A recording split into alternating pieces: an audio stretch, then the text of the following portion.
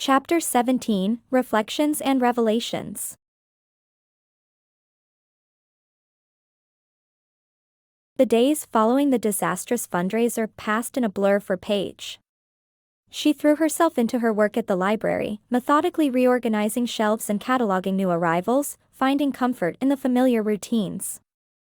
But even as she immersed herself in the orderly world of books, she couldn't escape the nagging sense that something was missing. Each time the library door opened, her heart would skip a beat, half expecting to see Elliot's familiar grin. But he never came, and Paige was left to grapple with the conflicting emotions that churned within her. One quiet afternoon, as she was reshelving books in the fantasy section, Paige found herself pausing at a familiar title. It was the first book she and Elliot had bonded over, a whimsical tale of a librarian who discovers she can bring stories to life. With trembling hands, she opened the cover, and a small note fluttered out. "To my favorite librarian," it read in Elliot's messy scrawl. "May your life always be filled with magic, both on and off the page." Paige felt tears prick at her eyes as she remembered the day he'd given her the note, how excited she'd been to explore this new magical world with him. When had that excitement turned to fear? When had she started seeing magic as a threat rather than a wonder? Across town, Elliot was facing his own inner turmoil. He'd secluded himself in his apartment, surrounded by spell books and magical artifacts, desperately trying to figure out where he'd gone wrong. The walls were covered in scribbled notes and diagrams, failed attempts to recreate the spell that had caused the blackout. But no matter how hard he tried, Elliot couldn't focus. His mind kept wandering to Paige, to the look of disappointment and fear in her eyes that night. He'd always seen his magic as a gift, something that made him special. But now, for the first time, he was forced to confront the possibility that it might be pushing away the person he cared about most. As the days turned into weeks, both Paige and Elliot found themselves going through the motions of their daily lives, each acutely aware of the other's absence. They'd become such a part of each other's routines that even the smallest tasks now felt incomplete. Paige would catch herself turning to share a funny anecdote from her day, only to remember that Elliot wasn't there. Elliot would absent-mindedly conjure 2 cups of coffee in the morning, the second one growing cold on the counter as he stared at it wistfully. It was during this period of separation that Paige began to notice things she'd overlooked before. The way the sunlight created patterns on her bedroom wall in the morning, almost like a magical light show. The small acts of kindness she witnessed daily in the library, a child helping another reach a high shelf, an elderly patron offering to return books for a busy mother. These moments of everyday magic had always been there, she realized. She'd just been too focused on the grand, flashy displays to notice. One particularly challenging day, Paige found herself at Beanstalk Bistro, seeking comfort in a familiar setting. As she approached the counter, lost in thought, she didn't notice the faint shimmer in the air around her usual table. "The usual, dear?" Abigail asked, her kind eyes twinkling with something that might have been concern or mischief. Paige nodded distractedly, making her way to her favorite spot. As she sat down, she felt a strange tingling sensation. Suddenly, her chair began to float, lifting her gently into the air. "Oh!" Paige exclaimed, grabbing the edges of the table, which had also started to levitate. Around her, other patrons gasped and pointed, some laughing in delight at the unexpected show. As she floated there, suspended in midair with her coffee cup bobbing beside her, Paige couldn't help but laugh. It was exactly the kind of whimsical, harmless magic that Elliot loved to perform. And despite her initial shock, she found herself enjoying the experience. "Having fun up there?" Abigail called out, a knowing smile on her face. Paige grinned back, surprising herself with her lack of panic. "You know, I think I am." As she floated back down to the ground, Paige noticed a small card tucked under her saucer. In Elliot's handwriting, it read, "For when you need a little lift. I hope it brings a smile to your face, even if I'm not there to see it." The note brought a fresh wave of emotion. Elliot had left this spell for her, knowing she might need a bit of magic in her life even when they were apart. It was thoughtful, sweet, and just a little bit mischievous, everything she loved about him. This incident at the bistro became a turning point for Paige. As she walked home that evening, she found herself noticing the magic in the everyday world around her. The way the leaves danced in the wind, the intricate patterns of frost on windows, the warm glow of lights in cozy homes. These were all kinds of magic, she realized, just as valid and beautiful as any spell Elliot could cast. Meanwhile, Elliot was going through his own transformation. Without Paige to impress or magical problems to solve, he found himself at loose ends. On a whim, he decided to try painting, without magic. His first attempts were disastrous, paint-splattered messes that bore little resemblance to what he'd intended. But as he persevered, Elliot found a different kind of magic in the act of creation.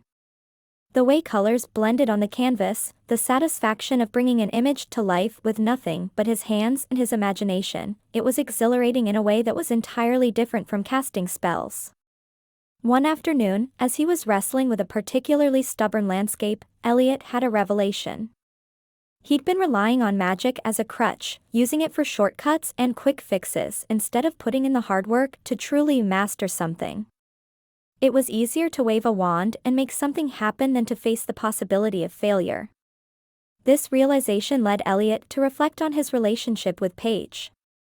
Had he been using grand magical gestures as a substitute for genuine emotional connection? Was he so afraid of not being enough on his own that he constantly felt the need to prove his worth through magic? As these thoughts swirled in his mind, Elliot found himself walking through the park where he and Paige had shared so many magical moments. Without thinking, he raised his hand to conjure a small light show, a habit he'd developed to cheer himself up. But this time, he stopped himself. Instead, he sat on a bench and simply observed the world around him. The play of light through the leaves, the laughter of children on the playground, the gentle rustling of the wind, it was all magical in its own way, he realized. And it was all happening without any intervention from him. For the first time, Elliot began to understand what Paige had been trying to tell him all along. Magic wasn't just about grand gestures and spectacular displays. It was in the small moments, the quiet connections, the simple joys of everyday life. As the weeks went by, both Paige and Elliot found themselves growing and changing in ways they hadn't expected. Paige began to embrace spontaneity, allowing herself to find joy in unexpected moments. She even tried her hand at a few simple spells, laughing at her mistakes instead of getting frustrated. One day, while reorganizing the children's section, Paige decided to add a little magic to story time. With a wave of her hand and a whispered incantation, she made the illustrations in the book she was reading come to life, floating above the pages. The children's eyes widened in wonder, and their delighted giggles filled the air. In that moment, Paige felt a rush of joy that rivaled any she'd experienced with Elliot's grand magical displays. Elliot, on the other hand, learned to appreciate the magic of the mundane. He started volunteering at a local community center, teaching art to kids. The joy on their faces when they created something beautiful was, he realized, just as magical as any spell he could cast. During one of his classes, a young girl was struggling with her painting, frustrated tears welling in her eyes. Elliot's first instinct was to use magic to fix it, to make her smile. But instead, he sat down beside her, gently guiding her hand, showing her how to blend the colors to create the effect she wanted. The look of pride and accomplishment on her face when she finished was more rewarding than any magical feat Elliot had ever performed. Despite these personal growths, neither Paige nor Elliot could quite bring themselves to reach out to the other. The memory of their argument, the fear of rejection, and the uncertainty of whether they could truly bridge the gap between their worlds held them back. It was Maggie who finally intervened. Fed up with watching her best friend mope around, she cornered Paige one day at the library. "Okay, enough is enough," Maggie declared, hands on her hips. "You're miserable, Elliot's miserable, and frankly, the whole town is getting tired of the gloomy atmosphere. You two need to talk." Paige sighed, shelving a book with perhaps more force than necessary. "It's not that simple, Maggie. We want different things." Elliot needs magic like he needs air, and I don't know. Paige stood by the window of her apartment, watching the streetlights flicker to life. She thought about all the magical moments she'd experienced with Elliot, the laughter, the wonder, the joy of discovery. But she also thought about the quiet moments, the simple pleasures of sharing a cup of coffee or reading a book together.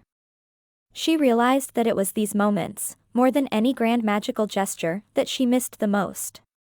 Across town, Elliot sat in his studio, surrounded by his non-magical creations. He looked at the paintings, each one a testament to the effort and patience he'd put into them.